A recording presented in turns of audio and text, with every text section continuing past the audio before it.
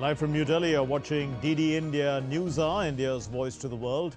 I'm Mark Lynn. Namaskar.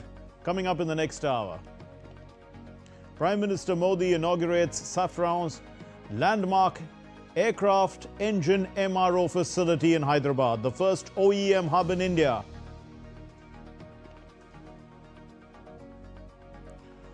On Constitution Day, Prime Minister Modi stresses duties. President Murmu calls Constitution India's guiding soul. Europe, US step up diplomacy as Russia escalates strikes. Von der Leyen stresses Ukraine's EU future. And India secures hosting rights for the 2030 Commonwealth Games, with Ahmedabad as the host city.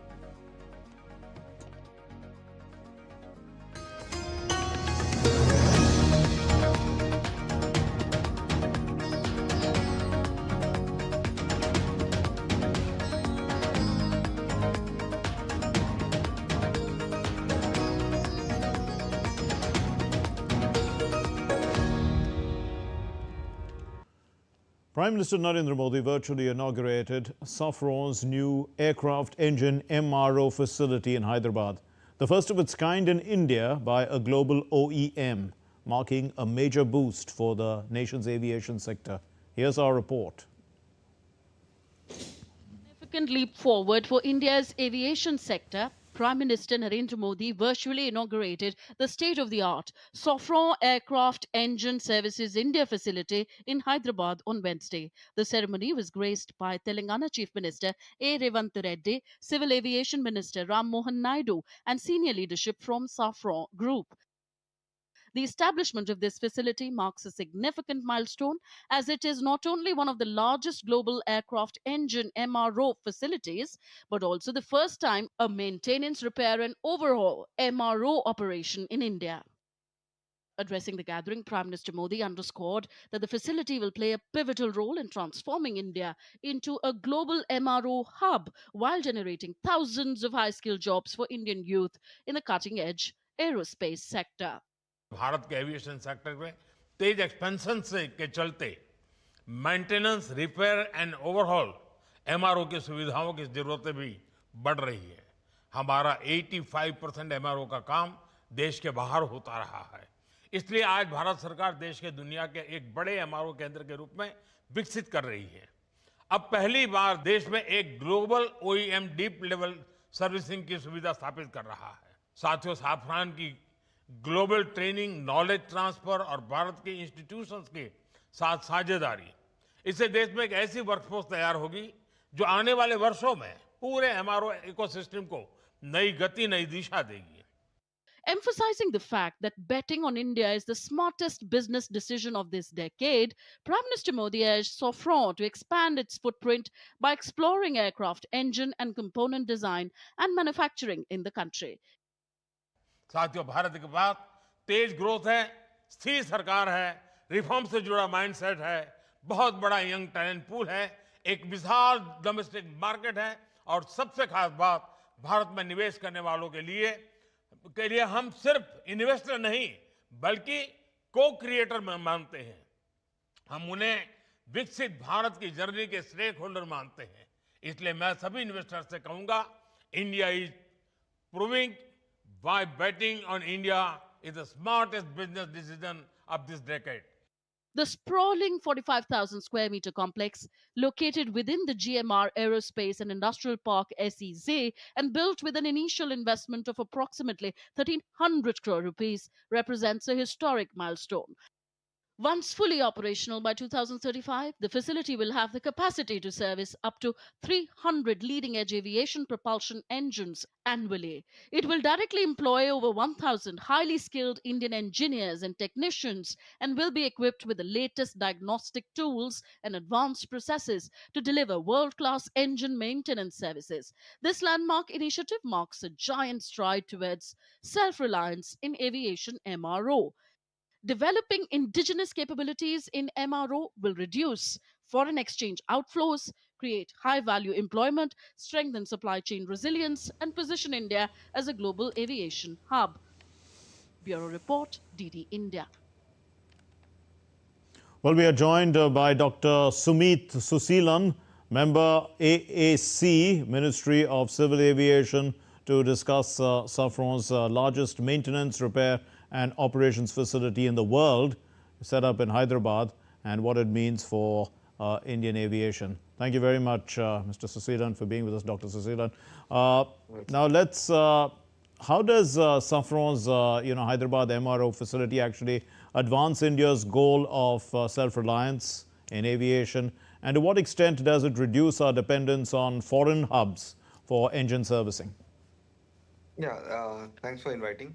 I would like to say that most of the aircrafts in India, like if you say there are 1,500 aircraft which are right now operating in India, they take the hub as Hong Kong, Singapore, or Dubai for their maintenance. From past years, all the aircrafts are moving out of the country, which also costs a very expensive part for the operators, but at the same time it takes months for them to get this aircraft back to the country for operation.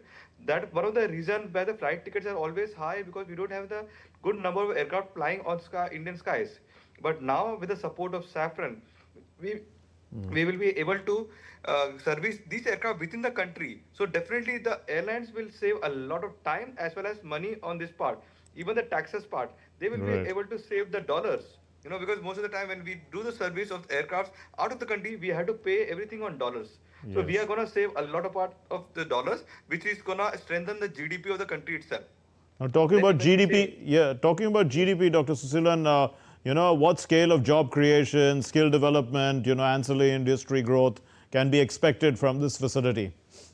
the approximately 1100 plus skilled manpower is required, whereas we will need the aircraft maintenance engineers as well as we need the technicians for this facility, as well as there are a lot of indirect jobs will be coming up in this sector. So we are expecting more than 2000 plus jobs creation will happen because of the launch of the saffron in India. Yes, Dr. Susilan, how well positioned is this facility, in Hyderabad, for it to reshape India's aerospace ecosystem over the next decade? We're thinking long term now, or let's say medium term. Yeah, I think that the government and as well as the private entity is prepared to invest around 1,300 crores for this facility. And I think the coming ahead in the next couple of years, we have more companies coming up with the MROs in India. Even like, last couple of months, we had seen Airbus also had given the contract to India to manufacture the helicopters.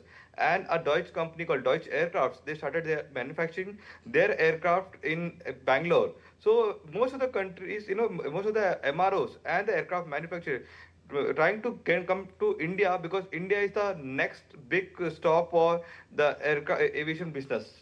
So, taking that a little further, how is it going to improve India's standing in global aviation supply chains? Because, does it provide India with leverage, for instance, when we're having deals with Airbus, Boeing, or other OEMs? Definitely. Right now, when we say like when the aircraft manufacturing is gonna happen within the India, the pricing is gonna go down. And right now also when we say about the Airbus or Boeing, we had placed such a big order right now, because if I say around 800 aircraft orders are placed for Boeing and around 1,100 aircraft orders are placed for Airbus. Whereas the pricing definitely we had got the best pricing with the airlines, as well as right now when we see like the employment creation, because it's the airlines now when the manufacturing start within the India. So more airlines will opt for the local MRO facilities, and the airline itself will create more job opportunities, and more airport will come operational. Now there are a lot of airport which is not operational now, only because there is no much services, but now this will boost the Udan service as well. And to what extent will this MRO lead to, technology transfer, R&D collaboration, innovation in, advanced propulsion systems and things like that? Yeah, because right now even the Saffron had did the collaboration, whereas they're exchanging technologies, and we say India is the best place to invest for any MRO, because the India we get the cheapest manpower right now. Earlier people used to move to China for the cheapest manpower, but now we say that we have the best skilled manpower, and that to be affordable pricing. That's why most of the countries are targeting to come to India and set up their manufacturing, especially for aviation. Uh, Also, in terms of, the cargo sector or the freight sector, will this also help in, because India is growing as a freight market as well, will this help in bringing in more planes that are for that basically designed for freight, and because we have an MRO facility here? Definitely, most of the companies like which are nearby countries like now Dubai, Singapore, Bangladesh, Nepal, they will be bringing their aircraft to India because definitely, if you see the currency value also, definitely they are gonna save a lot of money on the MRO segment. So I think this is the next way to boost the business within the India. And as our Honorable Prime Minister said, India is the place to do business now.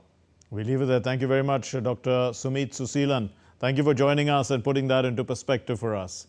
Now, India's Ministry of External Affairs held its weekly press briefing in New Delhi on Wednesday, and reacting to the illegal detention of an Arunachal Pradesh resident at the Shanghai airport, the spokesperson Randeep Jaiswal, he affirmed that Arunachal Pradesh is an integral part of India, stressing that China's denial cannot alter this indisputable fact. Say that Arunachal Pradesh is an integral and inalienable part of India, and this is a fact which is self-evident. No amount of denial by the Chinese side is going to change this indisputable reality. At the same time, I said that we did take up this matter. We did do a strong démarche with the Chinese side, both in Beijing and in Delhi, when the incident took place. Arbitrary actions by China, as the one that we referred to, that I referred to, involving an Indian citizen from Arunachal Pradesh, are most unhelpful towards efforts being made by both sides to build mutual trust and understanding and gradually move towards normalization of bilateral relations. And responding to Pakistan's remarks on the Ram Temple flag hoisting, the MEA spokesperson said that India rejects them, stressing that a nation with a record of bigotry, repression and minority mistreatment like Pakistan has no moral authority to lecture others. We have seen the reported remarks and reject them with the contempt they deserve. As a country with a deeply stained record of bigotry, repression and systemic mistreatment of its minorities, Pakistan has no moral standing to lecture others. Rather than delivering hypocritical homilies, Pakistan would do better to turn its gaze inwards and focus on its own abysmal human rights records. And speaking on the recent visit of the Afghan Minister of Industry and Commerce, Alhaj Nuruddin Azizi, to India, the spokesperson highlighted that India and Afghanistan have agreed to launch air freight corridor linking Kabul with New Delhi and Amritsar to enhance bilateral trade and connectivity. During the visit, air freight corridor between Kabul and Delhi and Kabul and Amritsar sectors, it was agreed to launch and initiate. It was also agreed that both sides will reactivate joint working group on trade, commerce and investment, as also they will depute commercial representatives in the respective embassies. What's still to come here on DD India News Hour? Britain charts a new course. The Chancellor Reeves unveils a spending plan focused on stability and economic rebuilding. EU Parliament pushes for age limits on social media to safeguard minors. And widespread flooding and landslides across Southeast Asia as Thailand death toll rises to 33.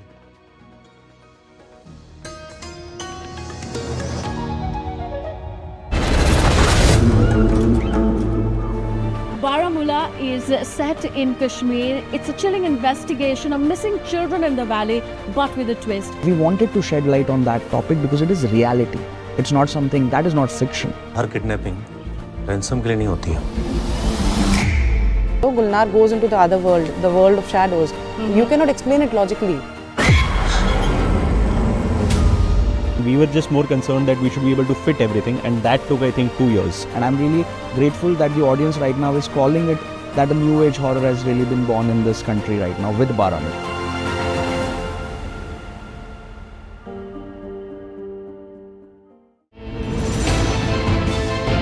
geopolitics and trade deals, economic challenges amid development, hard work and the path to prosperity.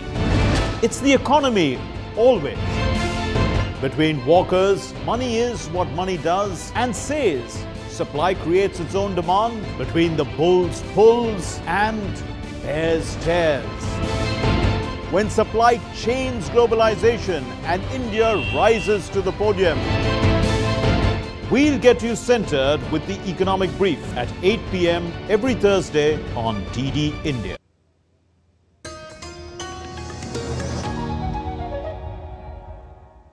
You're watching DD India News Hour. I'm Mark Lynn.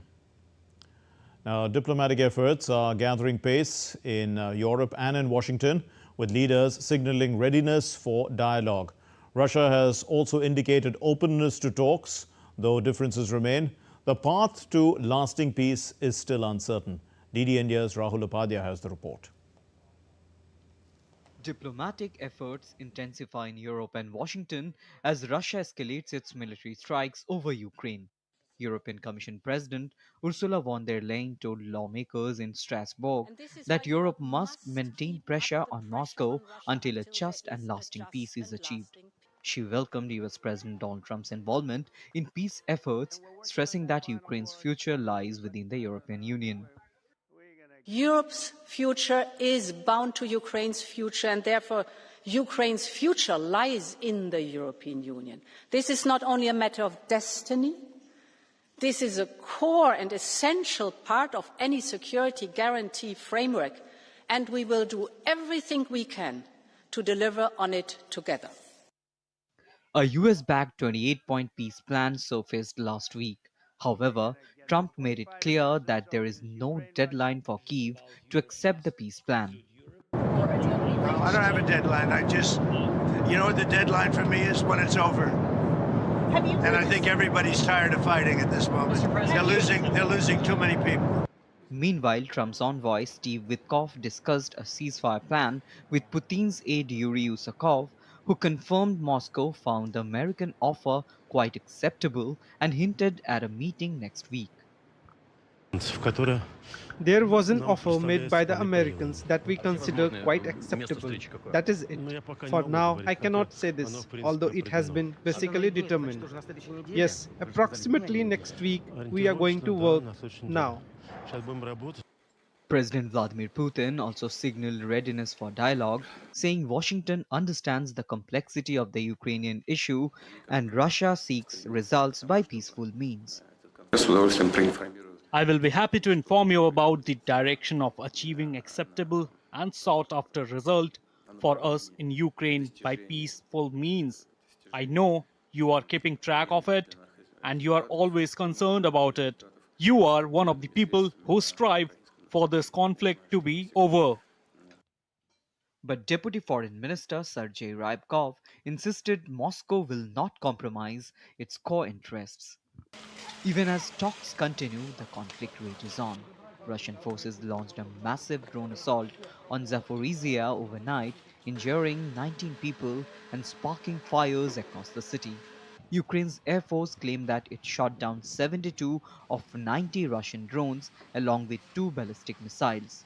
Diplomatic maneuvering may be gathering pace, but the battlefield reality underscores how far a lasting peace still is. Rahul Upadhyay's report for DD India. Chancellor of the Exchequer, Rachel Reeves, unveiled the annual budget on Wednesday, saying that the government is focused on rebuilding the economy. In her budget speech, she highlighted efforts to cut National Health Service waiting lists, ease the cost of living, and to reduce debt. Now, according to new estimates from the fiscal watchdog, the government of the UK now has more than double its previous buffer to meet its targets, driven largely by higher tax revenues. Nishchoy Roy reports.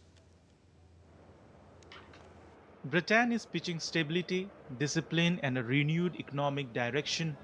Finance Minister Rachel Reeves presented the government's annual spending plan in the House of Commons on Wednesday, declaring that the administration is firmly focused on rebuilding the economy. Madam Deputy Speaker, We are rebuilding our economy. Over the last 16 months, we have overhauled our planning system to get Britain building, forged new trade deals with the United States, India and the European Union, reformed our visa system to bring the brightest and the best to Britain. Reeves said the budget builds on the choices made since last July, highlighting 3 immediate priorities: cutting National Health Service waiting lists, easing the cost of living burden, and bringing down debt and borrowing. For a fairer, I said there would be no return to austerity, and I meant it. This budget will maintain investment in our economy and in our National Health Service. I said I would cut the cost of living, and I meant it. This budget will bring down inflation and provide immediate relief for families. I said I would cut debt and borrowing, and I meant it. Because of this budget, borrowing will fall as a share of GDP in every year of this forecast. She acknowledged that criticism will follow, but insisted she has yet to see a credible or fairer alternative plan for working people. Today's budget builds on the choices that we have made since July last year. To cut NHS waiting lists, to cut the cost of living, and to cut debt and borrowing. No doubt we will face opposition again, but I have yet to see a credible or a fairer alternative plan for working people. Adding to the political spotlight, Prime Minister Keir Starmer responded to questions about the Office for Budget Responsibility, which released fiscal forecast ahead of the budget. Starmer underlined that the process lies entirely with the independent watchdog, keeping the government at arm's length. We all know the biggest shambles in living history, the Liz Truss budget.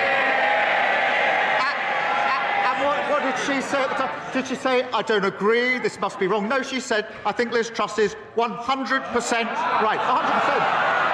Not much room for flexibility. Not one thing was wrong with it, in her view. So we won't be taking lectures from her. Matters for the OBR. In a significant development, the fiscal watchdog's estimate published on Wednesday show that the government will now have more than double its previous buffer for meeting fiscal targets, which gives Reeves a wider margin to defend her fiscal strategy. As the debate unfolds, the budget sets the stage for a political battle over the choices Britain must make and the vision its government is determined to pursue. Nishchoy Roy for DD India. Well, the European Parliament on Wednesday agreed on a resolution which calls for a default minimum age of 16 on social media to ensure age-appropriate online engagement and to combat a rise in mental health problems among adolescents from excessive exposure. According to a draft published in October, the legislation asked for the establishment of a harmonized European digital age limit of 16 years of age as the default threshold, under which access to online social media platforms should not be allowed unless parents or guardians have authorized their children otherwise. Parliament's resolution also called for a ban on loot boxes and on engagement-based recommender algorithms for minors, as well as legislation to require age-appropriate content design. We all agree that minors must be protected online, but we cannot use this as reason to create a central system that tells everyone how young people should access the digital world. This problem is complex. A single European solution could become even more complicated and intrusive. A fixed digital age or strict automatic tools cannot replace the role of parents, teachers and adults. Limiting access might help, but is not enough. Real protection comes from guidance, education and strong support for families. France's highest court on Wednesday upheld former President Nicolas Sarkozy's conviction for illegal campaign financing in his failed 2012 re-election bid, his latest legal setback after recently being jailed for nearly a month in another case. Sarkozy, who served as president for one term from 2007 to 2012, was convicted in 2021 and again in 2024 for illegal campaign financing related to the election. Following an appeal, France's Cour de Cassation on Wednesday confirmed the convictions, saying that illegal campaign financing had been established. It upheld Sarkozy's one-year non-custodial sentence, half of which is suspended. In a statement, Sarkozy's lawyer said their client was considering bringing the case to the European Court of Human Rights. Shifting focus to Asia-Pacific, at least 13 people have died after a massive fire engulfed multiple high-rise towers of a residential complex in Hong Kong's northern Tai Po district on Wednesday. Several people remain trapped inside the burning towers, while 2 people are in critical condition, having suffered severe burns. The Wang Fuk Court housing complex, where the fire started, is home to 2,000 residential apartments comprising 8 blocks. Rescued residents gathered in temporary shelters following massive fire, and firefighters battled the blaze into the night with thick black smoke billowing from the 31-story towers and the orange flames lighting up the night sky. The Fire Services Department so far handled 28 casualties. And among the 28 casualties, 9 were certified dead at scene, and 6 of them are found serious and conveyed to the hospital. And at the hospital, they are later on certified dead. 4 of them are certified dead. At least 33 people have died and more than 2.7 million have been affected by floods in Thailand. Part of Hat Yai city were left without electricity as rescue workers pushed boats through flooded neighborhoods. On Wednesday, Thailand airlifted patients and delivered critical supplies, including oxygen tanks, to a submerged southern city. The Thai military deployed about 200 boats and 20 helicopters to reach stranded communities. In addition, a C-130 transport aircraft was sent carrying medicine, food and drinking water. Floods have swept through 9 Thai provinces and 8 states in neighboring Malaysia, forcing both countries to evacuate nearly 50,000 people. 1 person has died and more than 27,000 have been displaced as floods inundated 8 Malaysian states. At least 8 people have died and more than 2,000 residents were displaced after heavy overnight rains triggered flooding and landslides in parts of Indonesia. On Wednesday, Indonesia's meteorology agency said that 2 active tropical cyclones may have caused floods in Thailand, Malaysia and Indonesia. India and the UAE held their 6th meeting of the Joint Committee on Consular Affairs in Abu Dhabi on Wednesday, marking another significant step in the 2 nations' deepening partnership. The discussions took place against the backdrop of the historic comprehensive strategic partnership between India and the UAE, a relationship guided by the vision of Prime Minister Narendra Modi and the UAE President Sheikh Mohammed bin Zayed Al Nahyan. Both sides emphasized the strength of their bilateral ties, which are deeply rooted in the close connections between the peoples of the 2 nations. Let's take a look at other stories making news from around the world. A South Korean-born New Zealand woman was sentenced to life in prison on Wednesday for murdering her 2 young children, whose bodies were found in suitcases in an abandoned storage locker more than 3 years ago. Hak-Kyung Lee was convicted in September after admitting to killing the children aged 8 and 6 in 2018, the year after their father had died of cancer.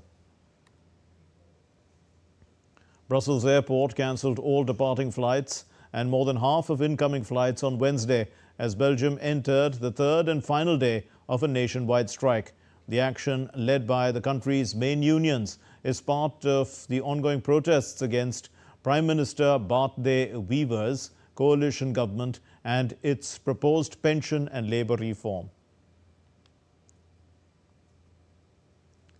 A lot of Polish Airlines aircraft veered off a taxiway at Vilnius Airport on Wednesday after arriving from Warsaw prompting a halt. This is at a halt to all air traffic. This is a LOT plane, I beg your pardon.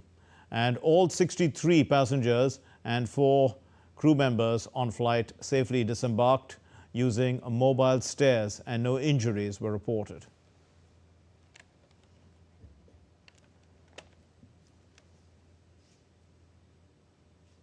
Still to come here on DD India News Hour. We'll discuss the peace overtures in the Russia-Ukraine conflict with an expert. Union Cabinet approved scheme to promote manufacturing of sintered rare earth permanent magnets. And we'll get you crucial updates from the International Film Festival of India in Goa.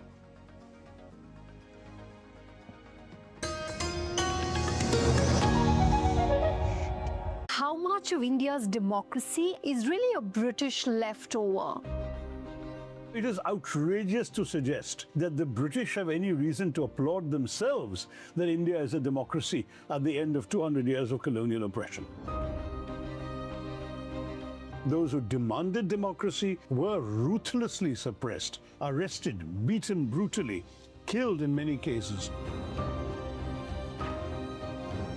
There are very many countries that at different times in different ways became democratic without having to go through the great blessing of being oppressed, enslaved, and colonized.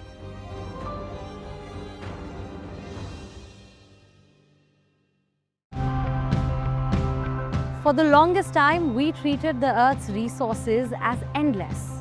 But now the real challenge is to rethink how we use what we all.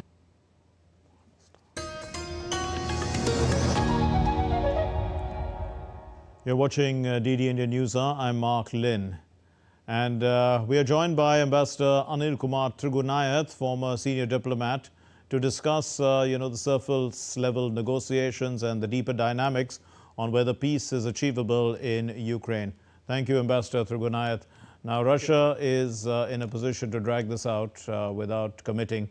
What concrete measures could shift the Kremlin's calculus towards, some sort of compromise rather than prolonging the talks?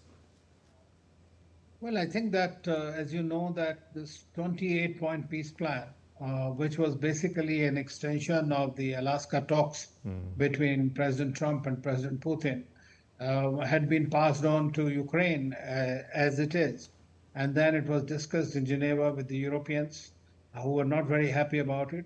Eventually, it has been brought down to 19 points. And out of that also, there are several points which are, of course, deep concern to both sides. While Russia wants to retain the complete territory and want the Ukrainians to withdraw from certain parts of the territories, cede certain territories, the exchange of the territories, in order to have the uniformity for itself as far as the buffer zone is concerned. It doesn't want to cede on that dimension. At the same time, it wants Ukraine to reduce its army by 1/3. Right. That is another thing, which is then there is also that this particular deal that will be signed and agreed will have to be eventually within 3 months or something, has to be endorsed by the Ukrainian parliament or after the elections. Now, those are very difficult decisions for Zelensky, despite being in the corner. And he has been placed in corner, of course, by President Trump, who wants the peace at any cost. Right. So therefore, both sides have these sensitivities which will have to be addressed, and that's a very difficult task. But At the moment, right, in actually, principle, Ambassador Trigunayat, the Ukrainians seem to have accepted the 19 points. And, the revised peace framework, it waters down the territorial concessions, and military restrictions that Russia was looking for. So how do negotiators ensure that this can become workable and enforceable also? if you were to believe Mr. Lavrov, it seems that these 19-point plan, which is a revised plan, which is not exactly what the Russians or the Americans had proposed, has still not been shared with the Russians. Okay. So they have had no time to look at it also. In the meantime, President Trump has asked Witkoff and his son-in-law, Jared Kushner, to travel to Russia next week to work it out with President Putin. So at the end of the day, it will be President Putin's call whether he wishes to continue. Both sides have made the right noises that they are ready for peace, they are ready for negotiations. Hopefully, those are honest and sincere efforts on the part of both sides. Because on the one hand, we see the Europeans completely egging on to Ukraine to continue to fight for the best and whatever it is. But of course, everybody has agreed that Ukraine will not be a part of NATO. There will be certain security guarantees which will be given by United States and the Europeans. And secondly, that the Russians have agreed, basically in principle, that Ukraine can join the European Union if it so wishes. And that's what President Putin on many occasions has said it. The idea is that somehow or the other, this should happen. It's been a long time. And I think that even the Russians want a peace despite being in a slightly advantageous position. Okay, and the Russians being offered a phased return to the G8 as part of, the peace talks. Is that pragmatic, and could it lead to de-escalation? Is it incentivizing enough for the Russians? Well, there are several dimensions, and I think that you can't leave Russia out if you are looking at the global dimension. I mean, basically, throwing out Russia and putting it out of the whole SWIFT system and the kind of sanctions and confiscation of their funds that have been entirely to punish Russia, but that has not happened. So the Western countries have also realized Russia better engaged is a more favorable thing than keeping them completely out, because in that sense, they go more closer to China, and that changes the complete equation of the West. And therefore, they are wanting that. But Germany is not in favor. They don't want to reward Russia for aggression against Ukraine. So there are several European countries who don't want it. But of course, President Trump has offered that as an incentive. And, well, Ukraine is looking for that Western pressure from Europe to back its demand, for full sovereignty and territorial integrity. Now, does Zelensky actually have public support to compromise at all on this in his own country? Well, Zelensky has very clearly said that legally there is no question of them ceding the territory. That's not allowed as per their constitution, and he will not do it. But what happens is that there is a de facto situation. De facto situation is that Russia is in control of these territories and has taken over. Now, certain parts in Donetsk were 75–80%. There it wants 100%. But that is the sticking point. It will be very difficult to sell it to his constituency and the people in Ukraine that Ukraine has ceded the territory, even the ones which was in its own control.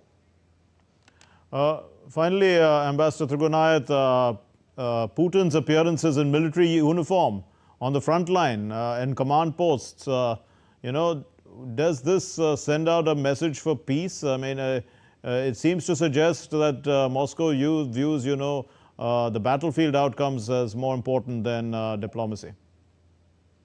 You see, for Russia, if you look at it from their perspective, they are looking at it, this war against the West and especially the Europeans. They are not looking at it as a war, rather a special operation against Ukraine. But in totality, they consider it as something against the whole of Europe. And they are ready to take it on if necessary. And so therefore, he is projecting power, whichever way. At the moment, they have an upper hand, but in the war, things could change. Because the United States has today decided that it will not support Ukraine in the war effort.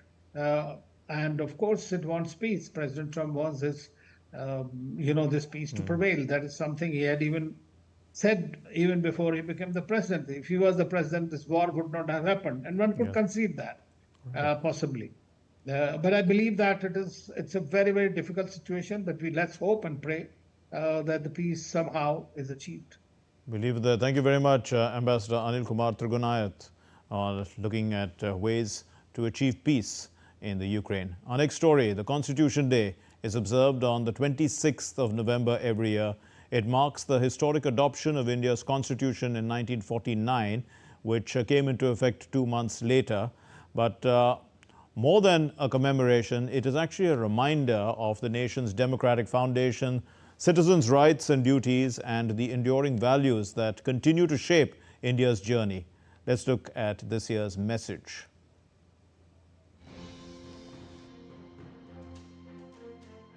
Constitution Day, or Samvidhan Divas, marks India's constitution adoption on November 26, 1949, honouring Dr. B.R. Ambedkar and the Constituent Assembly, while reminding citizens of their rights, duties and democratic responsibilities. Prime Minister Narendra Modi urged citizens to uphold constitutional duties, to vote and to help build a Viksit Bharat. He stressed that rights stem from duties. The Prime Minister wrote a letter shared on social media on the occasion. Adopted on 26 November 1949, India's constitution took effect on 26 January 1950, Republic Day. President Draupadi Murmu called it a guide for rights, unity and progress. She highlighted poverty reduction, digital versions of the constitution in 9 languages, and urged citizens to uphold values by rejecting a colonial mindset. प्रारूप समिति के अध्यक्ष Baba Saheb doctor Bhimrao Ambedkar हमारे संविधान के प्रमुख निर्माताओं में से थे। बाबा साहेब की 125वीं जयंती के वर्ष में यानी सन 2015 में 24 नवंबर को प्रतिवर्ष संविधान दिवस के रूप में मनाने का निर्णय लिया गया। और निर्णय अत्यंत सार्थक सिद्ध हुआ है। आज के दिन पूरा देश भारतीय लोकतंत्र के आधार हमारे संविधान के प्रति तथा उसके निर्माताओं के प्रति आदर व्यक्त करता है। Vice President C.P. Radhakrishna highlighted the historic constitutional correction that fully integrated Jammu and Kashmir with the rest of India. The official theme for 2025 is Hamara Samvidhan, Hamara Swabhiman, or Our Constitution, Our Pride. During the elections held in Jammu and Kashmir in 2024, after abrogation of Article 370, the voter turnout in large number make the world to understand our faith in democracy again. The Constitution is not just a founding text, but a living guide for governance and democracy, adapting to changing times. Lok Sabha Speaker Om Birla said that the Constitution is not merely a collection of laws, but the soul of India, a guiding force for the nation's character. Bharat विश्व का सबसे जीवंत और सफल लोकतंत्र माना जाता है। हमारा संविधान का गौरव है और हमारे संविधान की प्रस्तावना में लिखित शब्द हम भारत के लोग, हमारी सामूहिक शक्ति, राष्ट्रीय एकता और जन कल्याण के लक्ष्य की सशक्त अभिव्यक्ति है। Constitution Day stands as a powerful symbol of India's unity, reminding citizens of shared ideals and urging active participation in democracy through voting and fulfilling duties. It's not only a commemoration of India's democratic foundation, but also a resounding call to uphold constitutional values daily, ensuring India's transformative journey continues with strength and pride. Bureau Report, DD India. The Union Cabinet, chaired by Prime Minister Narendra Modi, on Wednesday approved the scheme to promote manufacturing of sintered rare earth permanent magnets with a financial outlay of 7,280 crore rupees. Briefing the media about the Cabinet's decisions, the Union Information and Broadcasting Minister Ashwini Vaishnav spoke about the core highlights of the decision. 7,280 crore rupees will be invested, and the focus will be on the entire value chain. It will be an integrated manufacturing facility. Up to 5 units will be established, each one having 1,200 metric tons per annum capacity. The Cabinet also approved the expansion of the Pune Metro Rail network at a cost of 9,858 crore rupees. The corridors will connect major IT hubs, residential clusters and commercial zones. One by one, Pune के metro network को strengthen करने का, expand करने का लगातार decision लिया जा रहा है और आज अप्रूवल हुआ है ये 2 नए लाइंस का, लाइन 4 एंड लाइन 4A. इससे line 4 will be 25.5 kilometers with 22 stations and line 4A will be 6.1 kilometers with 6 stations. And speaking on these cabinet decisions, the Chief Economic Advisor to the Government of India, V. Anantha Nageshwaran, he stressed that semiconductor chips have a strategic dimension, making resilience central to India's semiconductor mission. Let's listen. Semiconductor chips are becoming an important, it's not just a material that go into the production of chip, it has got a strategic dimension to it. So achieving some sort of self-resilience in that is important, and that is what India's semiconductor mission is all about. It's a long-term goal because we don't want our manufacturing and growth aspirations to be held hostage to the shortage of these materials due to whatever factors. A national-level cultural showcase celebrating India's GI-tagged tribal arts was held in New Delhi today, and it's organized by the National Education Society for Tribal Students.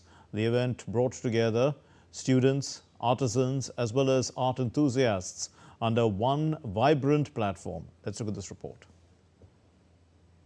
A burst of colors, patterns and indigenous traditions filled the venue as Nest organized a national-level GI-tagged workshop, exhibition and sales extravaganza in the national capital. More than 100 students participated, depicting diverse tribal art forms from across the country. It's amazing, it's magnificent. And the work and the detailing of the work, depth of the work and the depth of the painting, in their particular art, what the children have done, this is amazing. I'm amazed to see, and I wish that their potential and their capacity should be grown, and they must be given further handholding so that they can become a good artist in the future. From Gond to Worli, Pichwai to Madhubani, Odisha's Pattachitra to rich northeast craft traditions, the exhibition highlighted India's treasured GI-tagged art forms, each carrying its own history, identity and regional pride. The talent that the children have shown through these paintings is actually very, very amazing. It is beyond our expectations. And interestingly, we had also put a small prize with the help of a jury, put a small prize to all the paintings. And it's very heartening for me to note that all the paintings have been sold out. So we are tremendously encouraged, and we are hoping that from next year onwards, we are able to bring this program in a much bigger fashion, and we are able to give opportunity to more children from Eklavya Model Residential Schools to come and showcase their art. And while the children have natural talents, we have also tried to get in some mentoring done. So some skilled artists have been brought to mentor the children. So the program has gone off very, very well. We have students and teachers from 13 states and 1 union territory, and all have been chosen based on the competition. We wanted an exhibition to be sort of organized where these paintings are sold. We created a competition which is called GI Tag competition, and with the help of Culture Ministry and IGNCA experts, we selected 100 children. Those 100 children have been brought here, and it was 3-day GI Tag competition, come workshop, come exhibition, come sale. And it has started day before yesterday. Today it is concluding and sort of concluded, and you would be very happy to know that all paintings have been sold. The final day added a rhythmatic burst of energy. Folk dances and cultural performances lit up the venue, showcasing the living traditions that accompany these art forms. From tribal drumming to regional folk steps, the performances captured the spirit of India's cultural diversity. Kriti Vadhera's report for DD India. You're watching DD India News Hour. Let's get you the sports news now. And India's long-anticipated bid to host the 2030 Commonwealth Games received formal approval on Wednesday at the Commonwealth Sports General Assembly in Glasgow. Ahmedabad is going to be hosting the Commonwealth Games in 2030, and India will host these games after a gap of 20 years, having last hosted the games in 2010 in New Delhi. Narayan Singh reports. Delighted to confirm that India Ahmedabad is hereby duly appointed by unanimous resolution as the host of the 2030 Games. India's sporting story has turned a glorious new page the country has officially been chosen to host the 2030 Commonwealth Games. The announcement came on Wednesday at the Commonwealth Sports General Assembly in Glasgow, marking a key milestone in India's journey toward becoming a global multi-sport hub. Ahmedabad has been selected as the host city, reflecting its rapidly expanding sports infrastructure and growing capacity to handle major international competitions. This will be India's second time hosting the prestigious event, the first being in 2010. Taking to social media platform X, Prime Minister Narendra Modi also expressed his admiration. He wrote, "Delighted that India has won the bid to host the Centenary Commonwealth Games 2030. Congratulations to the people of India and the sporting ecosystem. It is our collective commitment and spirit of sportsmanship that has placed India firmly on the global sporting map. With the ethos of Vasudhaiva Kutumbakam, we are eager to be celebrating these historic games with great enthusiasm. We look forward to welcoming the world." Unquote. Meanwhile, in India, a celebratory event was held at the Major Dhyan Chand Stadium, which was attended by Sports Minister Dr. Mansukh Mandavia, members of the IOA and athletes. हम भारतीयों के लिए गौरव की बात है कि इस 2030 में 100वीं कॉमनवेल्थ गेम्स हैं और हमारे लिए ये गेम्स भारत में आयोजित हो रही है, इसलिए मुझे विशेष गर्व भी है, खुशी भी है। दोस्तों, मोदी जी के नेतृत्व में स्पोर्ट्स सेक्टर बदल रहा है। पिछले एक दशक में देश के अलग-अलग 18 से अधिक सिटी में 22 से अधिक बड़ी टूर्नामेंट का आयोजन हुआ है। Ahmedabad's bid to host the Commonwealth Games had received a significant boost last month when the executive board proposed Gujarat's city as host for the 2030 Centenary Games. It will mark 100 years since the inaugural Commonwealth Games held in Hamilton, Canada in 1930. In recent months, Ahmedabad has successfully hosted events like the Commonwealth Weightlifting Championships, Asian Aquatics Championships, and the AFC Under-17 Asian Cup qualifiers. A major catalyst in this transformation is the upcoming Sardar Vallabhbhai Patel Sports Enclave. The world-class complex will feature an aquatic center, a football stadium, indoor arenas, and the iconic Narendra Modi Stadium.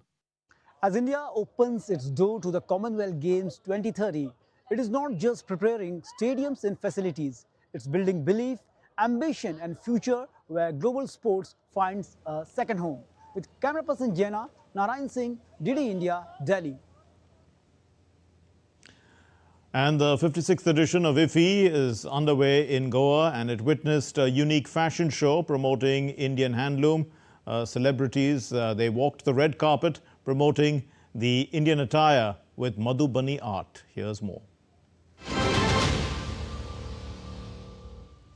IFFI 2025 also witnessed a unique fashion show where handloom saris were in motion. Now, this fashion show was curated by Shikha Ajmeri along with other designers, and they ruled the red carpet with breathtaking designs. Let's take a look at this report.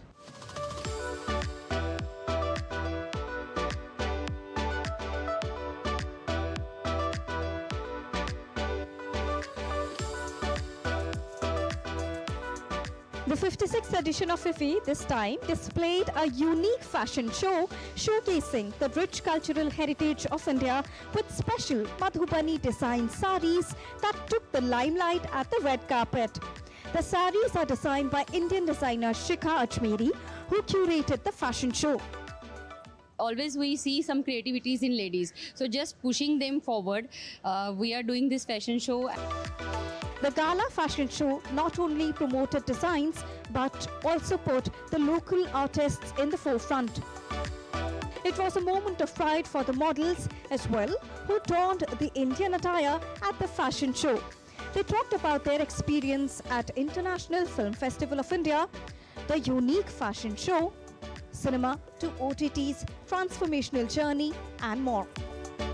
To walk for this prestigious stage at IFFI gives me a lot of honor, and it was lovely walking for IFFI. So you can see we are styled in different kind of eras, like we have 90s, we have 80s, we have 20s. So now I'm like a Gen Z kind of style, and you can see the style, the drape that my favorite Petula and Vinu has done it. And we have some theme which you will see on the runway. We are enjoying it. It's beautiful audience and beautiful drapes that we have, and beautiful saris also. IFFI promises a platform that promotes films, art, culture and heritage of India with global collaboration opportunities. And there you saw that how the models were super excited to participate in this unique fashion show, and IFFI promises to bring more of them in the coming number of days at the gala event. With camera person Senthil, this is Deepika reporting for DD India from Goa.